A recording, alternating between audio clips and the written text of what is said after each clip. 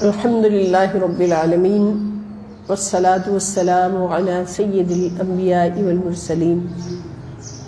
وعلی آلہ واصحابہ اجمعین۔ اعوذ باللہ من الشیطان الرجیم، بسم اللہ الرحمن الرحیم۔ الہدایہ قرآن کلاس،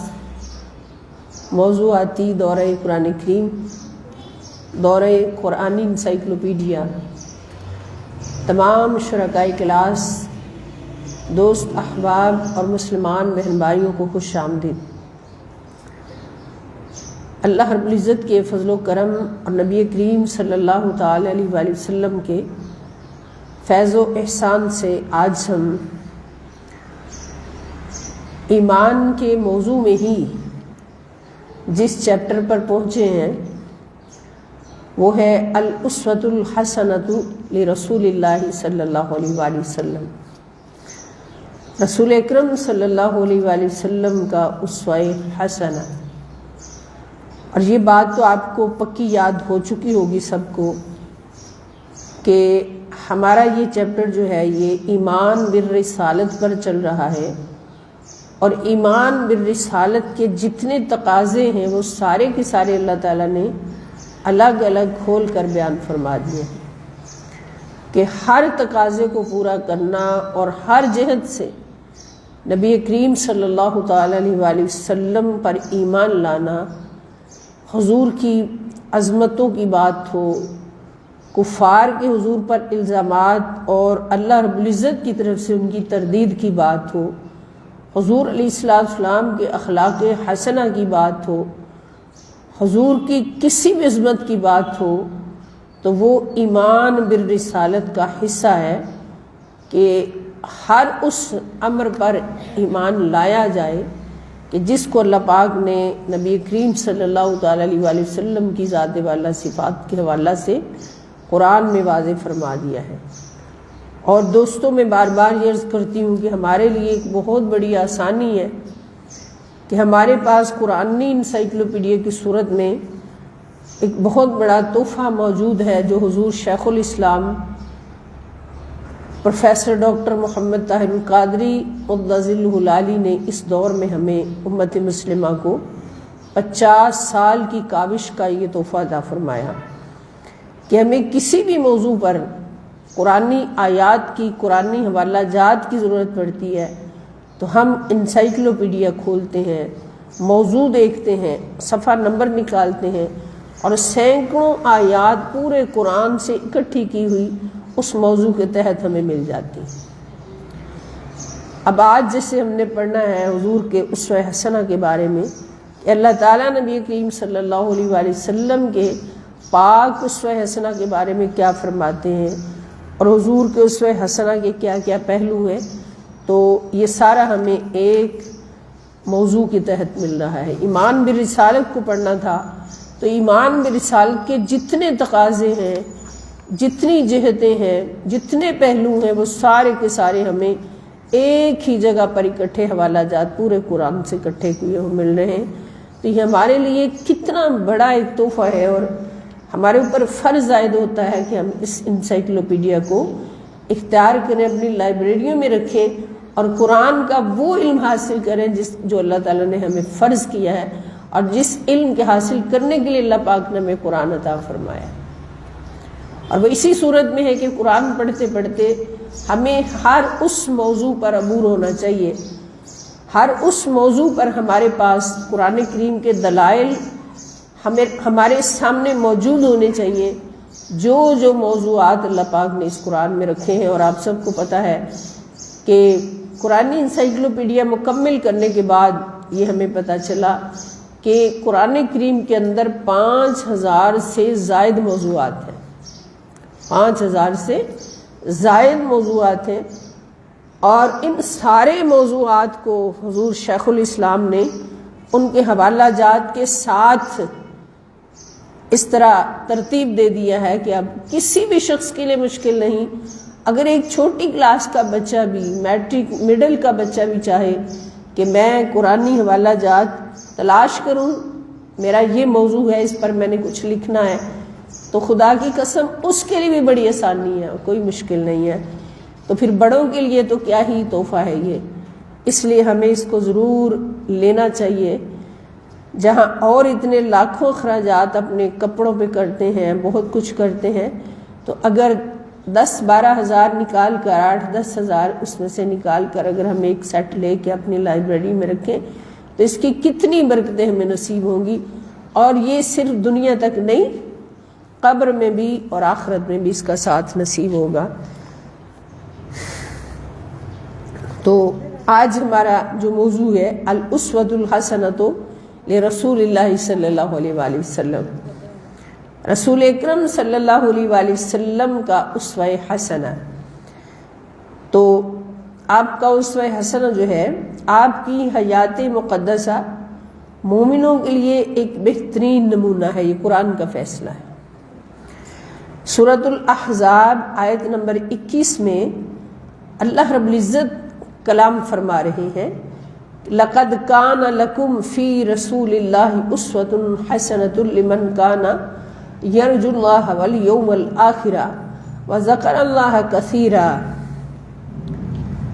فی الحقیقت تمہارے لیے رسول اللہ صلی اللہ علیہ وسلم کی ذات میں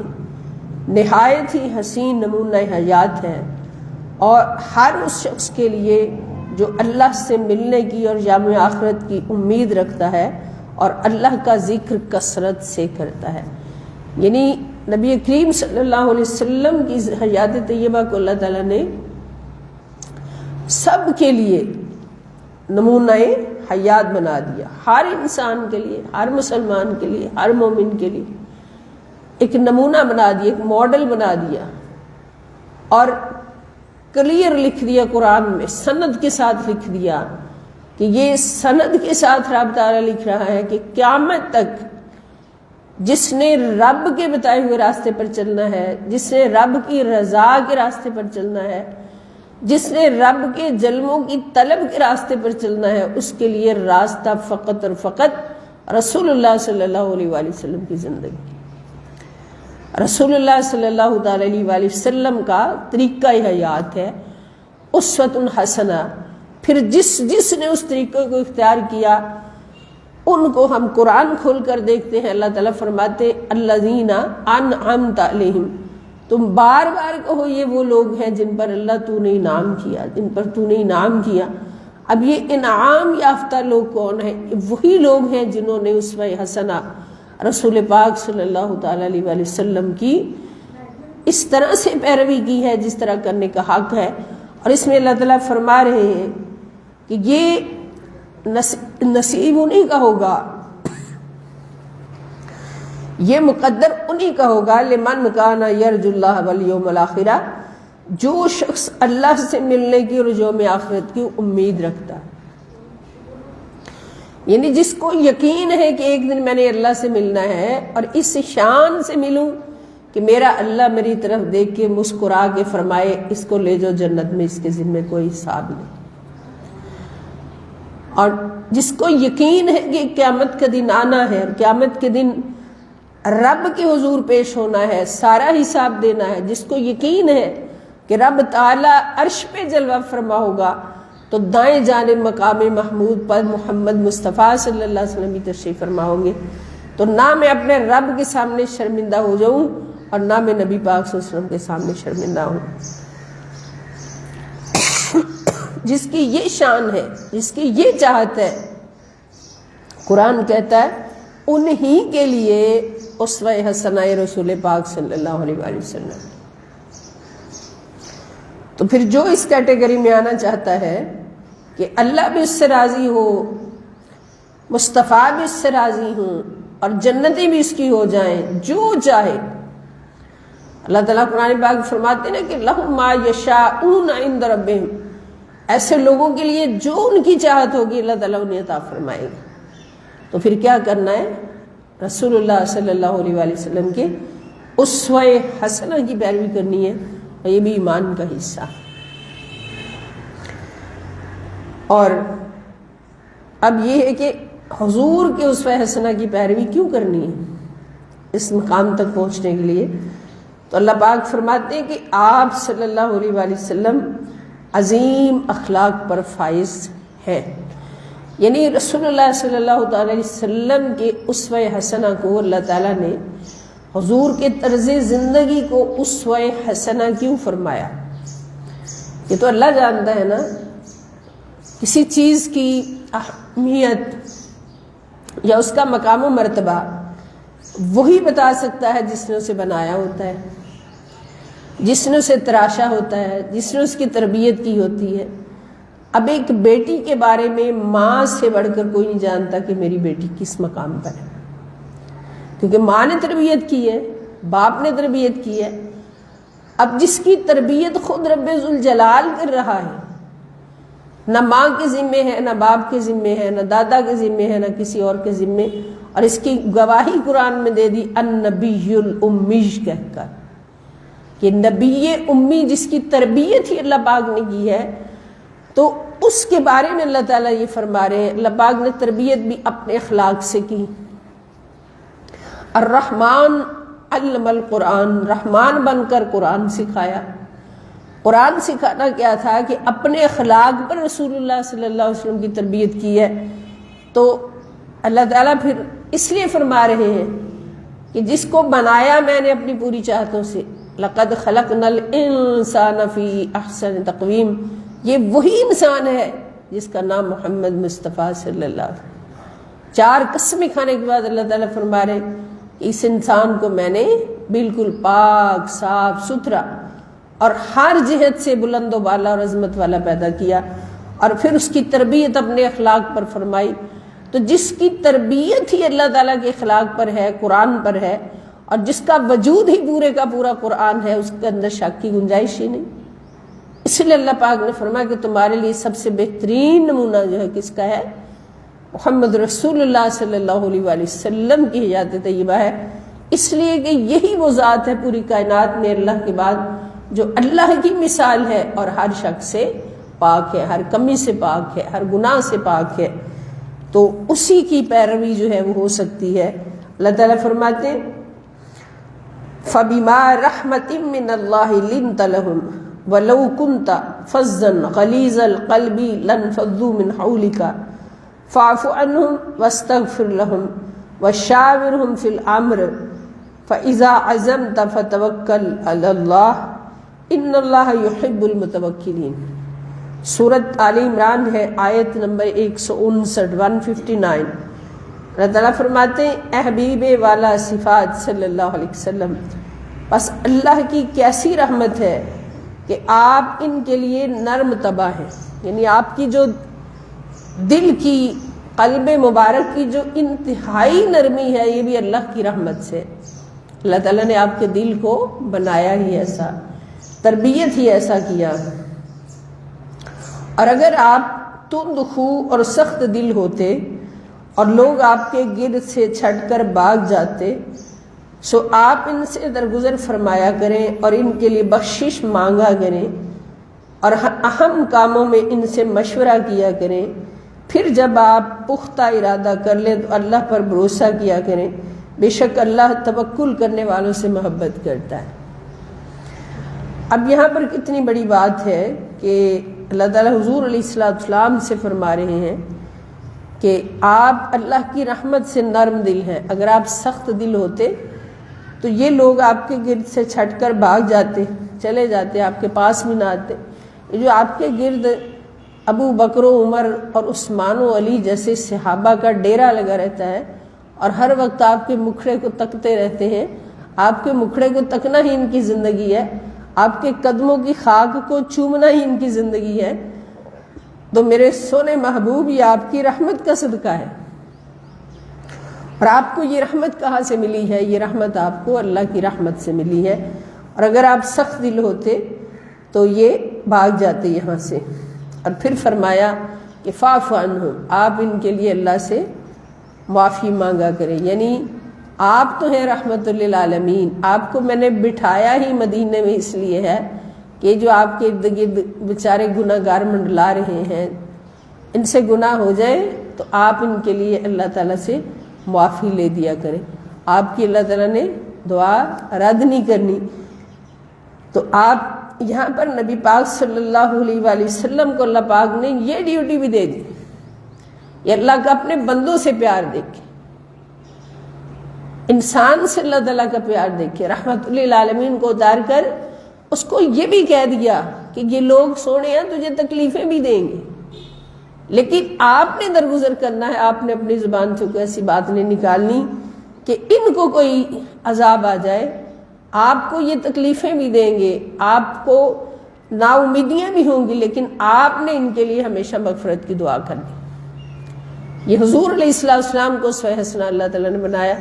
اور ہمارے لیے کتنی بڑی رب تعالیٰ کی رحمت کہ قرآن بھی ہمارے لیے اتارا، اپنا مصطفیٰ بھی ہمارے لیے اتارا،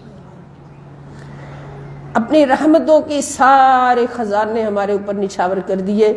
لیکن یہ انسان ہے۔ پھر اللہ تعالیٰ غصے میں آ کہتے ہیں کہ کان الانسان ظلوما جہولا، کہ فرماتے کان الانسان قتورا، قتور کا مطلب کیا؟ بخیل، انتہائی بخیل ہے، کہ اللہ کی رحمتوں کو مانتا ہی نہیں، ان کو کنسیڈر ہی نہیں کرتا، اور ان کا شکر ہی ادا نہیں کرتا، اور انتہائی ظالم اور جاہل ہے۔ یہ بھی اسی انسان کو کہا، کس بات پر کہا؟ کہ قرآن بھی تمہارے لیے اتارا، مصطفیٰ بھی تمہارے لیے بھیجا، اپنا محبوب بنا کر، سجا کر، رحمتوں سے سجا کر، اور پھر اس محبوب کو یہ بھی فرما دیا کہ محبوب ان کی چھوٹی چھوٹی خطاؤں کو دیکھ کر آپ نے ان کو ڈانٹنا نہیں ہے، ان کے لیے کوئی ایسی بددعا نہیں کرنی جیسے پچھلے انبیاء کرام علیہ السلام کی امتیں ستاتی تھیں، تو وہ بددعا کر دیتے تھے تو فوراً عذاب آ جاتا تھا، لیکن آپ نے فاعف عنہم واستغفر لہم، ان کی کوئی خطا دیکھیں، ان کی غلطیاں دیکھیں، مجھے ان سے اس لیے پیار ہے کہ یہ آپ کی امت ہے، آپ کی امتی ہونے کے ناطے مجھے ان سے پیار ہے، تو اس پیار کی وجہ سے میں یہ حکم کر رہا ہوں کہ آپ نے ان کے لیے کبھی بھی بددعا نہیں کرنی، بلکہ ان کے لیے ہمیشہ اللہ تعالیٰ سے معافی مانگنی ہے، اور آپ کی معافی مانگنے سے، ان کی سفارش شفاعت کرنے سے اللہ تعالیٰ ان کو معاف کر دے گا، نیک انسان بنا دے گا۔ اب شفاعت کے بارے میں ہم نے کل پورا چیپٹر پڑھا ہے، اس کو بار بار سنیں۔ الحمدللہ قرآن نے کوئی چیز بھی چھپا کر نہیں رکھی، اپنے نبی صلی اللہ علیہ وسلم کے بارے میں اللہ پاک نے ہر بات کو کھول کھول کر بیان کیا، اور اس صورت میں کہ زبان خدا کی ہے تو شان مصطفیٰ کی ہے، اور شان خدا کی ہے تو زبان مصطفیٰ کی ہے صلی اللہ علیہ وآلہ وسلم۔ پھر سورہ توبہ آیت نمبر 128 میں اللہ تعالیٰ فرماتے ہیں لَقَدْ جَاءَكُمْ رَسُولٌ مِّنْ أَنفُسِكُمْ عَزِيزٌ عَلَيْهِ مَا عَنِتُّمْ حَرِيصٌ عَلَيْكُمْ بِالْمُؤْمِنِينَ رَءُوفٌ رَحِيمٌ۔ اللہ تعالیٰ فرماتے ہیں میرے نبی کا اپنے ساتھ رشتہ دیکھو، انسانوں تمہارے لیے قرآن اتارا، تمہارے لیے مصطفیٰ اتارا، اور اس مصطفیٰ کو کس طرح تمہارے ساتھ جوڑا ہے خدا نے، کس طرح سے اس پیارے مصطفیٰ صلی اللہ علیہ وسلم کے دل میں تمہاری محبت ڈالی۔ اگر ایک امت حضور کے حوالے کی ہے تو اس امت کی محبت بھی کتنی مصطفیٰ کے دل میں ڈالی ہے۔ فرماتا ہے بے شک تمہارے پاس تم میں سے ایک عظمت والا رسول صلی اللہ علیہ وسلم تشریف لائے ہیں، تمہارا تکلیف اور مشقت میں پڑنا ان پر سخت گراں گزرتا ہے، اے لوگو وہ تمہارے لیے بھلائی اور ہدایت کے بڑے طالب ہیں، آرزو مند ہیں، اور مومنوں کے لیے نہایت ہی شفیق، بے حد رحم فرمانے والے۔ اب کتنی صفات حضور علیہ السلام کی اس آیت کریمہ میں اللہ تعالیٰ نے بیان فرمائی، اور وہ ساری کی ساری ہمارے لیے، ہماری بھلائی کے لیے، امت کی بھلائی کے لیے، کہ تمہارا مشقت میں پڑھنا اس پر گراں گزرتا ہے۔ مشقت میں تم پڑھتے ہو پاکستان میں بیٹھے ہوئے، اور میرے مصطفیٰ کو مدینے میں خبر ہو جاتی، اور وہاں پر وہ تڑپتے ہیں تمہارے لیے کہ مولا ان میرے امتیوں کو مشکلات سے نکال دے، ان کی تکلیفیں دور فرما دے، ان کے گناہ معاف فرما دے، اور ان کو صاف ستھرا اور پرسکون بنا دے۔ اور پھر فرمایا کہ یہ تمہاری بھلائی اور ہدایت کا بڑا ہی چاہنے والا ہے، حریص ہے۔ حریص کس کو کہتے ہیں؟ جو بہت زیادہ لالچ کرنے والا ہو، حرص کرنے والا ہو، یعنی میرا نبی حریص ہے تو کس بات پر؟ تمہاری بھلائی اور تمہاری ہدایت کے لیے بہت حریص ہے، اور مومنوں کے لیے تو بہت ہی رؤوف اور رحیم ہے۔ یہ میرے نبی کے اسوہ حسنہ کس کے لیے؟ اس امت کے لیے۔ اللہ تعالیٰ نے حضور علیہ السلام کو یہ صفات عطا فرمائیں۔ اور پھر سورہ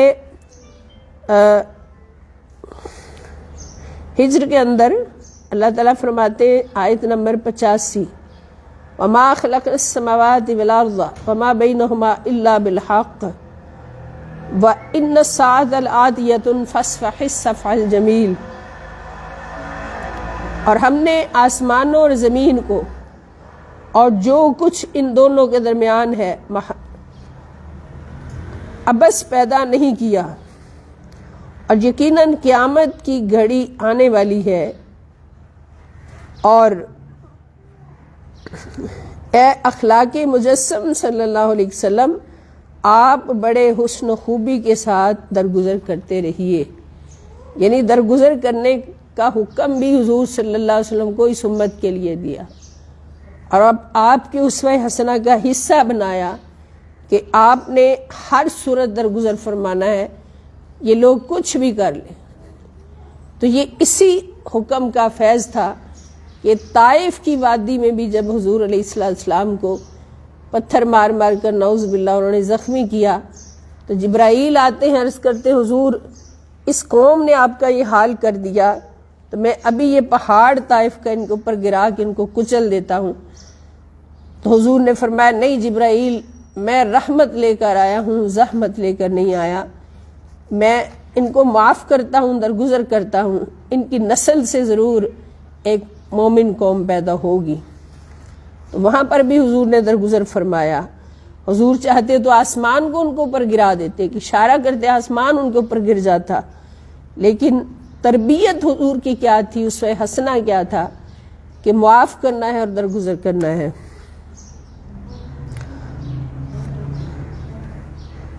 پھر سورۃ القلم آیت نمبر 3 اور 4، وَإِنَّ لَكَ لَأَجْرًا غَيْرَ مَمْنُونٍ وَإِنَّكَ لَعَلَىٰ خُلُقٍ عَظِيمٍ۔ اللہ تعالیٰ فرماتے ہیں بے شک آپ کے لیے ایسا اجر ہے جو کبھی ختم نہ ہوگا، اور بے شک آپ عظیم الشان خلق پر قائم ہیں، یعنی آداب قرآنی سے مزین اور اخلاق الہیہ سے متصف خلق جو ہے وہ آپ کے حصے میں ہے۔ آپ خلق عظیم پر فائز ہیں، میں آپ خلق عظیم پر فائز ہیں، یہ نبی کریم صلی اللہ علیہ وسلم کا اخلاق ہے۔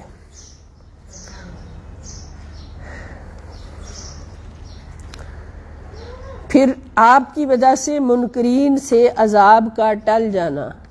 اللہ تعالیٰ کا کرم اور رحمت۔ حضور رحمت ہی اتنی بڑی ہے، اللہ تعالیٰ وعدہ فرماتے ہیں کہ منکر ہوں، کافر ہوں، آپ جہاں پر موجود ہیں کسی پر عذاب نہیں آ سکتا، کیونکہ آپ رحمت للعالمین ہیں۔ تو اس بارے میں سورۃ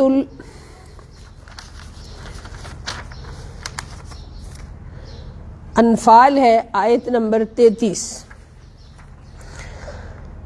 وَإِذْ قَالُوا اللَّهُمَّ إِنْ كَانَ هَذَا هُوَ الْحَقُّ مِنْ عِنْدِكَ فَأَمْطِرْ عَلَيْنَا حِجَارَةً مِنَ السَّمَاءِ أَوْ أَتَانَا بِعَذَابٍ أَلِيمٍ أَوْ ائْتِنَا بِعَذَابٍ أَلِيمٍ وَمَا كَانَ اللَّهُ لِيُعَذِّبَهُمْ وَأَنْتَ فِيهِمْ وَمَا كَانَ اللَّهُ مُعَذِّبُهُمْ وَهُمْ يَسْتَغْفِرُونَ۔ اللہ تعالیٰ فرماتے ہیں اور جب انہوں نے تانا دیتے ہوئے یہ کہا کافروں نے کہ اے اللہ اگر یہی قرآن تیری طرف سے حق ہے تو اس کی نافرمانی کے باعث ہم پر آسمان سے پتھر برسا دے، یا ہم پر کوئی دردناک عذاب بھیج دے۔ اور در حقیقت بات یہ ہے کہ اللہ کی یہ شان نہیں کہ ان پر عذاب فرمائے اس حال میں کہ اے حبیب مکرم صلی اللہ علیہ وسلم آپ بھی ان میں موجود ہیں۔ یعنی کافروں نے یہاں تک کہا اور اللہ کا غصہ جوش میں آتا تو اسی وقت آسمان کے ٹکڑے ان پر گر جاتے، عذاب نازل ہو جاتا. لیکن اللہ تعالیٰ نے اپنے نبی کی طرف دیکھا، فرمایا سونیا یہ عذاب اپنی زبان سے مانگ رہے ہیں، لیکن میری یہ شان نہیں کہ میں تیرے ہوتے ہوئے عذاب نازل کروں. میں نے تجھے بنایا ہی ایسا ہے کہ تیرے ہوتے ہوئے عذاب نہیں آ سکتا. تو یہاں سے ہمیں کتنا بڑا ایک نقطہ سمجھ آتا ہے کہ جہاں پر اللہ کی رحمت ہو وہاں پر عذاب نہیں آتا. اب جتنی بڑی رحمت ہے اتنا بڑا اس کا بینیفٹ ہے کہ اس کے ہوتے ہوئے عذاب نہیں آ سکتا. نبی کریم صلی اللہ علیہ وسلم کے بارے میں اللہ پاک خود فرما رہے کہ اللہ کی یہ شان نہیں کہ ان پر عذاب فرمائے کہ اے حبیب مکرم صلی اللہ علیہ وسلم آپ بھی ان میں موجود ہوں، اور نہ ہی اللہ ایسی حالت میں ان پر عذاب فرمائے. فرمانے والا ہے کہ وہ اس سے مغفرت طلب کر رہے ہوں. یعنی دو مقامات پر اللہ کا عذاب نہیں آتا، ایک جہاں پر اللہ تعالیٰ کی رحمت موجود ہو،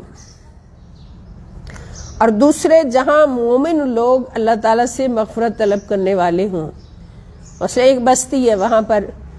کافر بھی ہیں، منافق بھی ہیں، نافرمان بھی ہیں اور مومن بھی ہیں. مومن وہ ہیں جو راتوں کو رو رو کے، دن میں رو رو کے اللہ تعالیٰ سے مغفرت طلب کرتے ہیں، اور منکرین اور جو منافقین ہیں وہ اللہ کے غضب کو تلاش کر رہے ہیں، ایسے کام کر رہے ہیں. تو اللہ تعالیٰ فرماتے ہیں جہاں پر مومن لوگ مغفرت کی دعائیں مانگتے ہیں وہاں پر بھی اللہ کی شان نہیں ہے کہ وہ عذاب نازل کرے. اب جہاں پر کتنی بڑی بات ہمیں سمجھ آ گئی، جو ہمارا الحمدللہ الکریم عقیدہ ہے کہ جہاں پر اولیاء کرام کا وجود ہوتا ہے، جہاں ایک پوری بستی میں، پورے علاقے میں، پورے شہر میں کسی ایک بھی ولی کامل کا وجود ہوتا ہے، وہاں پر عذاب نہیں آ سکتا، وہاں پر کوئی زحمت نہیں آ سکتی. اور یہ اللہ رب العزت اپنی زبان پاک سے گواہی دے رہے ہیں کہ اگر بستی میں ایک نیک بندہ بھی موجود ہو تو اس کے وجود کی وجہ سے اللہ تعالیٰ پوری بستی کو زحمتوں سے بچاتا ہے. تو جہاں پر اللہ کے رسول صلی اللہ علیہ وسلم رحمۃ للعالمین بن کر موجود ہو تو وہاں پر عذاب کیسے آ سکتا ہے؟ وہاں پر عذاب کیسے آ سکتا ہے کہ دنیا ایک سمندر ہے مگر ساحل مدینہ ہے، اور اس دنیا کو بچانے والا بھی مدینہ ہے.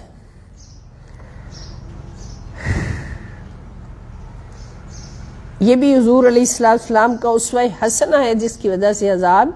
نہیں آتا. اور سورہ یونس آیت نمبر 46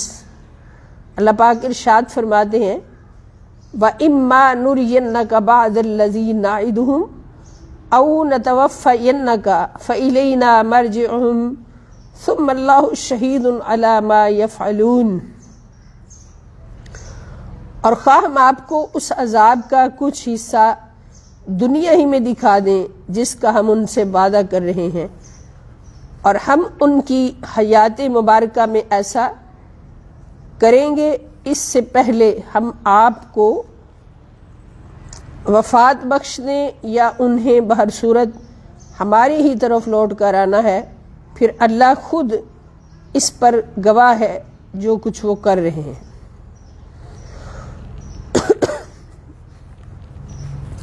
یعنی جو عذاب یہ کفار مانگ رہے ہیں تو آپ کے سامنے وہ عذاب اللہ تعالیٰ نہیں دینے والا، تو اگر ان کو دکھا دیا جائے تو ان کو پتہ چل جائے.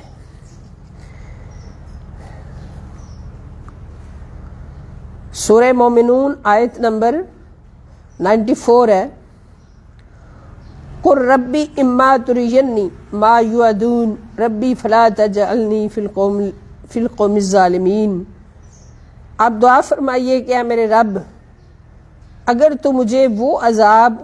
دکھانے لگے جس کا ان سے وعدہ کیا جا رہا ہے تو اے میرے رب مجھے ظالم قوم میں شامل نہ فرمانا.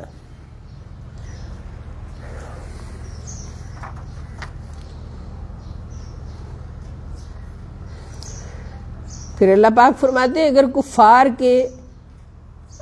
خواہش کے مطابق فرشتوں کو ہی زمین پر اتار دیا جاتا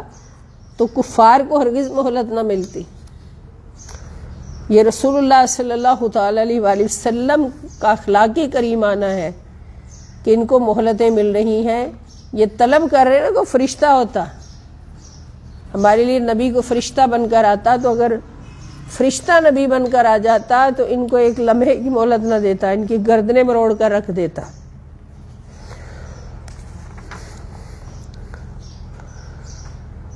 پھر رسول اللہ صلی اللہ علیہ وسلم کو اپنی امت کے لیے بخشش طلب کرنے کا حکم دیا اللہ تعالیٰ نے۔ سورۃ آل عمران ہے اور آیت نمبر 159۔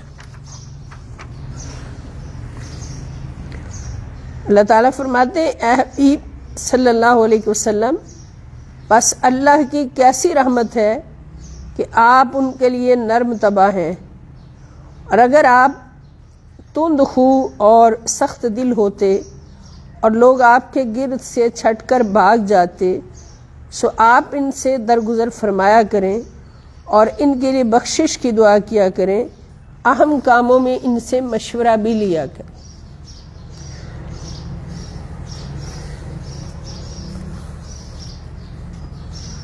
سورہ توبہ میں فرمایا 103 نمبر آیت کہ رسول اللہ صلی اللہ علیہ وآلہ وسلم ان لوگوں کے لیے بخشش کا وسیلہ ہیں۔ آپ ان کے اموال میں سے صدقہ یعنی زکوٰۃ وصول کیجئے کہ آپ اس صدقہ کے باعث انہیں گناہوں سے پاک فرما دیں اور انہیں ایمان اور مال کی پاکیزگی سے برکت بخش دیں اور ان کے حق میں دعا فرما دیں۔ بے شک آپ کی دعا ان کے لیے باعث تسکین ہے اور اللہ خوب سننے والا اور خوب جاننے والا ہے۔ یعنی صدقہ دینے سے کیا ہوتا ہے؟ مال پاک ہوتا ہے اور بلائیں ٹل جاتی ہیں، مشکلات ٹل جاتی ہیں۔ تو اللہ تعالیٰ نے حضور سے فرمایا کہ ان کے مالوں سے صدقہ، یہاں صدقہ سے مراد زکوٰۃ ہوگی، کہ زکوٰۃ وصول کیا کیجئے تاکہ ان کے مال پاک ہو جائیں۔ تو زکوٰۃ جو ہے یہ مالوں کی پاکی کا ذریعہ ہے، جیسے نماز پڑھنے سے جسم پاک ہوتا ہے، اس طرح زکوٰۃ ادا کرنے سے مال پاک ہو جاتا ہے۔ تو یہ پاکی بھی حضور علیہ السلام کے صدقے سے ملی، اللہ پاک نے عطا فرمائی۔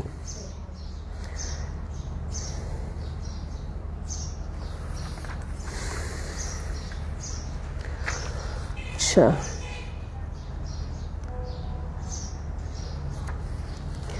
پھر اللہ پاک فرماتے ہیں کہ آپ کے بخشش طلب کرنے سے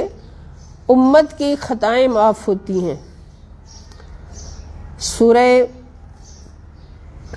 نساء ہے، آیت نمبر 64۔ آپ صلی اللہ علیہ وسلم کے بخشش طلب کرنے سے امت کی خطائیں معاف ہوتی ہیں۔ اللہ تعالیٰ فرماتے ہیں اور ہم نے کوئی پیغمبر نہیں بھیجا مگر اس لیے کہ اللہ کے حکم سے اس کی اطاعت کی جائے، اور اے حبیب مکرم صلی اللہ علیہ وسلم، اگر وہ لوگ جب اپنی جانوں پر ظلم کر بیٹھے تھے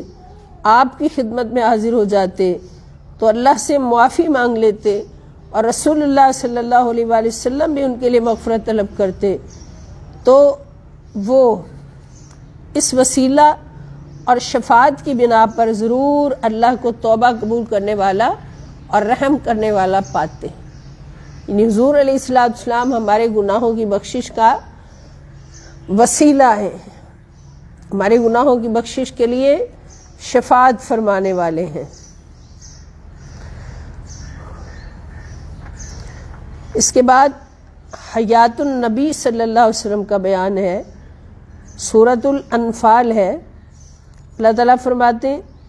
کہ در حقیقت بات یہ ہے کہ اللہ کی یہ شان نہیں کہ ان کفار اور نافرمانوں پر عذاب فرما دے، اس حال میں کہ حبیب کریم صلی اللہ علیہ وسلم آپ بھی ان میں موجود ہیں، اور نہ ہی اللہ ایسی حالت میں ان پر عذاب فرمانے والا ہے کہ وہ اس سے مغفرت طلب کرنے والے ہیں۔ یعنی عذاب سے ٹلنے کے دو وسیلے، ایک اللہ سے رو رو کے مغفرت طلب کرنا، اور پھر نبی کریم صلی اللہ تعالی علیہ وسلم کی بارگاہ اقدس سے شفاعت طلب کرنا۔ جب حضور شفاعت فرما دیں گے تو عذاب ٹل جائے گا۔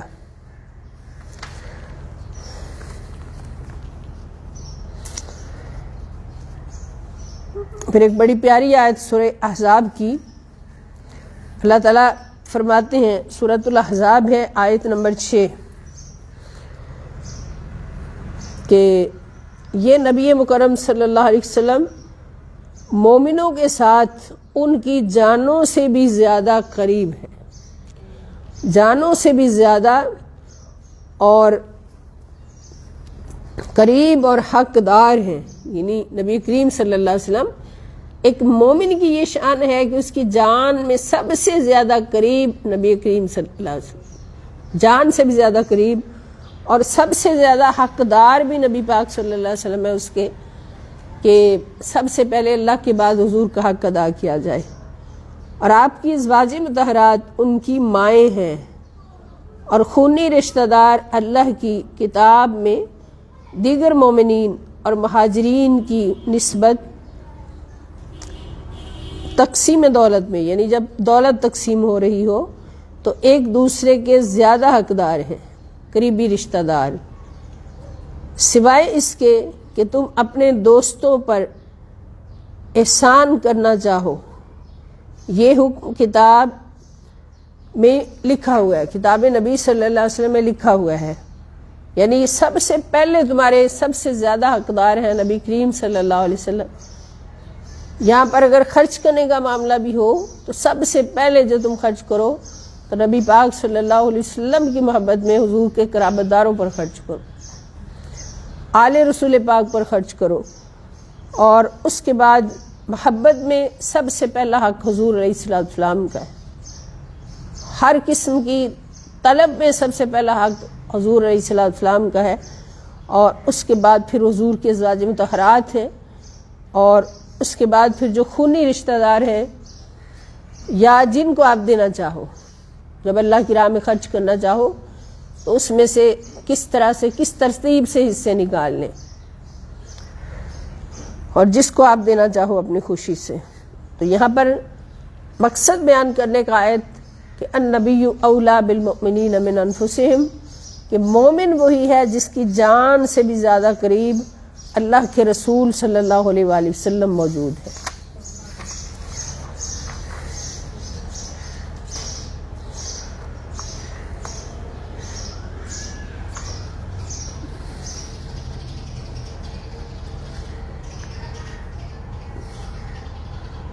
پھر اللہ تعالیٰ فرماتے ہیں کہ اللہ تعالیٰ جبرائیل اور تمام فرشتے آپ صلی اللہ علیہ وآلہ وسلم کے دینی مشن میں مددگار ہیں، نبی پاک صلی اللہ علیہ وسلم کے۔ تو اس بارے میں سورہ حامیم سجدہ آیت نمبر 31، ہم دنیا کی زندگی میں بھی تمہارے دوست اور مددگار ہیں، اللہ تعالیٰ اپنے نبی صلی اللہ علیہ وآلہ وسلم سے فرما رہے ہیں کہ ہم دنیا کی زندگی میں بھی تمہارے دوست اور مددگار ہیں، اور آخرت میں بھی، اور تمہارے لیے وہاں ہر وہ نعمت ہے جسے تمہارا جی چاہے گا، اور تمہارے لیے وہاں وہ تمام چیزیں ہوں گی جو تم طلب کرو گے آخرت میں۔ اور یہ نبی پاک صلی اللہ تعالی علیہ وآلہ وسلم کے لیے اور حضور علیہ السلام کے وسیلہ جلیلہ سے ہر مومن کے لیے جو نبی کریم صلی اللہ علیہ وسلم کے اسوہ حسنہ پر چلنے والا ہے اور حضور کی پیروی کرنے والا ہے، ہر اس مومن کے لیے یہ حکم ہے۔ اور اس کے بعد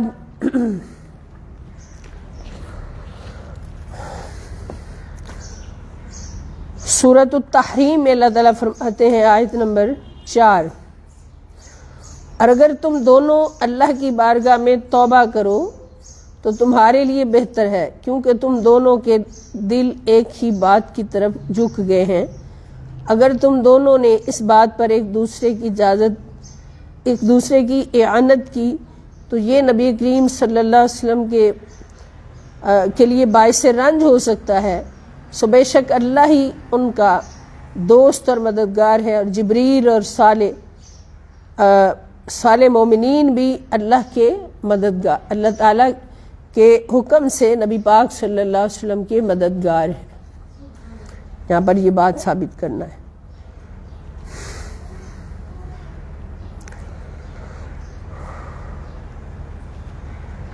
پھر سورہ مجادلہ میں اللہ تعالیٰ فرماتے ہیں کہ اللہ نے لکھ دیا ہے کہ یقیناً میں اور میرے رسول ضرور غالب آ کر رہیں گے، بے شک اللہ بڑی قوت والا اور بڑا غلبے والا ہے۔ یعنی اللہ تعالیٰ اپنے رسول صلی اللہ علیہ وآلہ وسلم کے ساتھ ہر گھڑی حضور کی مدد، اللہ تعالیٰ کی مدد، فرشتوں کی مدد ہر وقت حضور علیہ السلام کے ساتھ ہے۔ اس لیے اللہ تعالیٰ نے حضور علیہ السلام کو واضح فتح نصیب فرمائی۔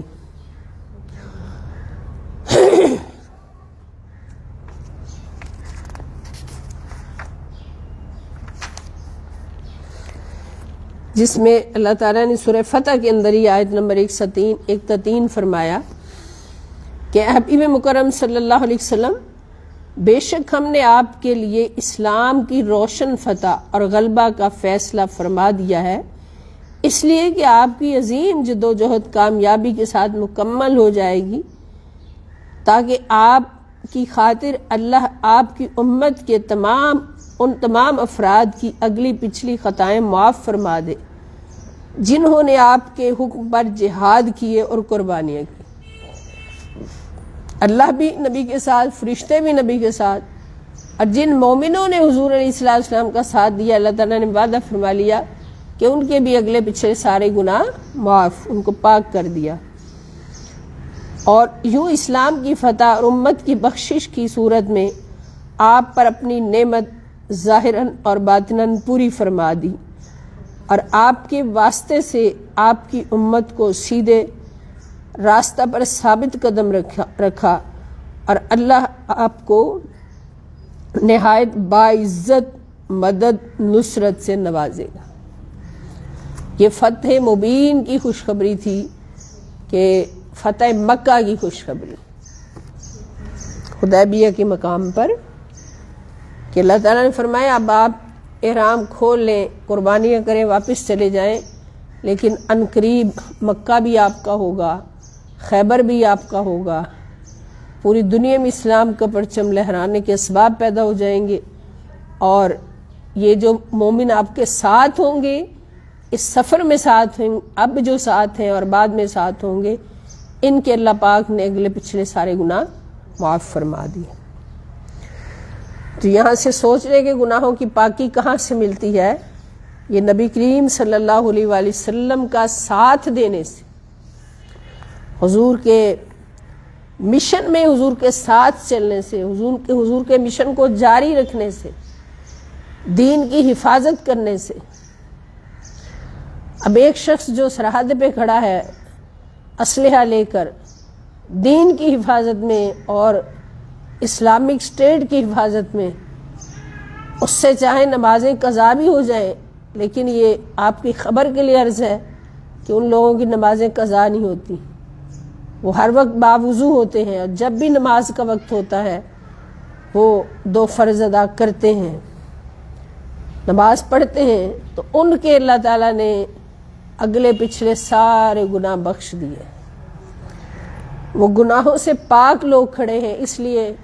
آپ اگر ان کی علاقے میں چلے جائیں، کبھی جانا نصیب ہو، تو الحمدللہ ہم نے خود جا کے دیکھا کہ وہاں سے خوشبوئیں آتی ہیں خاص، اتنی وسیع زمین ہے، جگہ جگہ وہ اللہ کے نیک بندے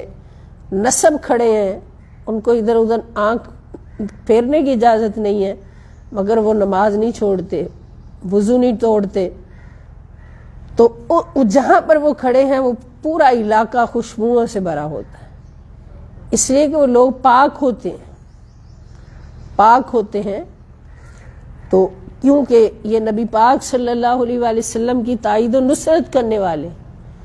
حضور کے ساتھ چلنے والے، حضور کی مدد کرنے والے۔ اللہ تعالیٰ کا وعدہ ہے جو میرے نبی کی مدد کرے گا میں اس کو اگلے پچھلے سارے گناہ معاف کر دوں گا۔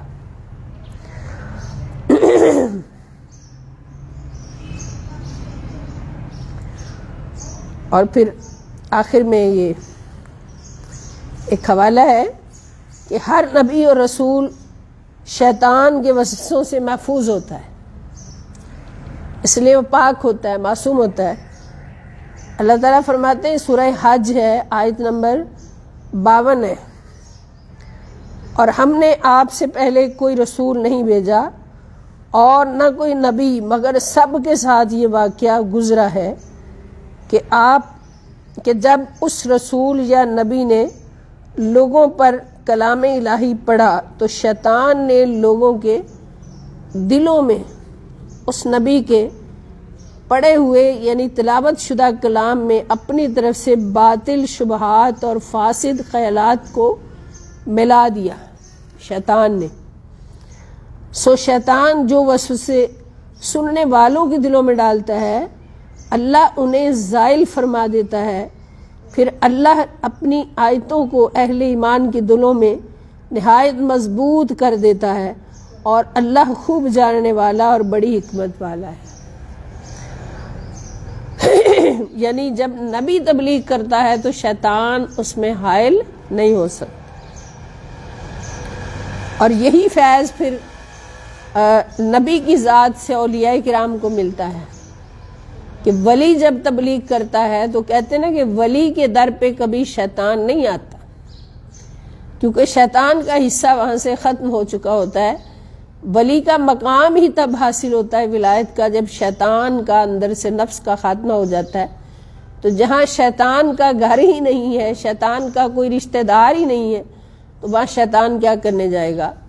وہاں جانے سے ڈرتا ہے ولی کے در سے۔ تو اللہ کے نبی کے در سے جانے سے بھی شیطان ڈرتا ہے اور حملہ نہیں کرتا، اس کے حملے کا اثر نہیں ہوتا، کرے بھی تو۔ اور اسی طرح اولیاء کرام کا در ہوتا ہے، وہاں پر شیطان کے حملے کا اثر نہیں ہوتا۔ اور اسی طرح سورہ قلم آیت نمبر 52 میں اللہ تعالیٰ فرماتے ہیں، اور بے شک کافر لوگ جب قرآن سنتے ہیں تو ایسے لگتا ہے کہ آپ کو اپنی حاسدانہ نظروں سے نقصان پہنچانا چاہتے ہیں، اور کہتے ہیں کہ یہ تو دیوانہ ہے، اور وہ قرآن تو سارے جہانوں کے لیے نصیحت ہے۔ یعنی یہ اللہ تعالیٰ نے گواہی دے دی کہ حملہ یہاں بھی کرتے ہیں، آ کے اپنی حاسدانہ نظریں ڈالتے ہیں تاکہ قرآن کا پڑھنا سننا بند کروا دیں، لیکن یہاں چونکہ اثر نہیں ہوتا، بارگاہ مصطفیٰ صلی اللہ علیہ وسلم میں کسی حسد اور نظر کا اثر نہیں ہوتا۔ تو یہاں سے میں یہ بھی پتہ چلا کہ حاسد کی نظر بھی لگتی ہے اور نظر لگانے والے کی نظر بھی لگتی ہے، اور دین کے کام میں بھی لوگ ایسا کرتے ہیں۔ یہ بات بھی یہاں سے ثابت ہوگی کہ دین کی خدمت کرنے والوں میں بھی رکاوٹیں ڈالنے کے لیے لوگ ایسا کرتے ہیں کہ ان کا کام رک جائے، دین کی بات کوئی نہ سنے، یا کم از کم اس کرنے والے سے حسد ہوتا ہے کہ اس کا کام رک جائے۔ تو یہ دیکھ لیں، قرآن نے ہمیں پوری گواہی دے دی کہ وہ شخص شیطان ہے، شیطان ہے بہت بڑا جو دین کے کام کو روکے، کہ کوئی جس طرح سے بھی چلا رہا ہے اس کو روکنے کی کوشش کرے تو وہ سب سے بڑا شیطان ہے۔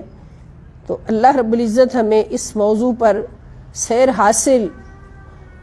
فیض حاصل کرنے کی توفیق عطا فرمائے، اور اگلا انشاءاللہ ہم کل پڑھیں گے۔ کل جمعۃ المبارک ہے، چھٹی ہوگی، اور ہفتے کو انشاءاللہ اب ہماری کلاس ہوگی۔ اور یہ بھی میں عرض کر دوں کہ ہماری یہ کلاس انشاءاللہ الکریم 28 رمضان المبارک تک چلے گی، آن لائن اسی طرح 28 رمضان المبارک تک، پھر اس کے بعد 29 رمضان اور آگے عید، یہ چھٹی ہوگی۔ تو اس کے بعد پھر ہم عید کے بعد اس کو دوبارہ سے ری اسٹارٹ کریں گے انشاءاللہ اپنے پوری بھرے ہوئے ہال کے ساتھ۔ اللہ پاک کرم فرمائیں، فضل فرمائیں، اور ہمیں ان چھوٹی چھوٹی کاوشوں میں اللہ تعالیٰ اپنے پیارے حبیب صلی اللہ علیہ وآلہ وسلم کے صدقے میں اعلیٰ کامیابیاں عطا فرمائیں۔ آپ سب کا بہت شکریہ۔ والسلام علیکم ورحمۃ اللہ وبرکاتہ، وإلی اللقاء انشاء اللہ تعالی۔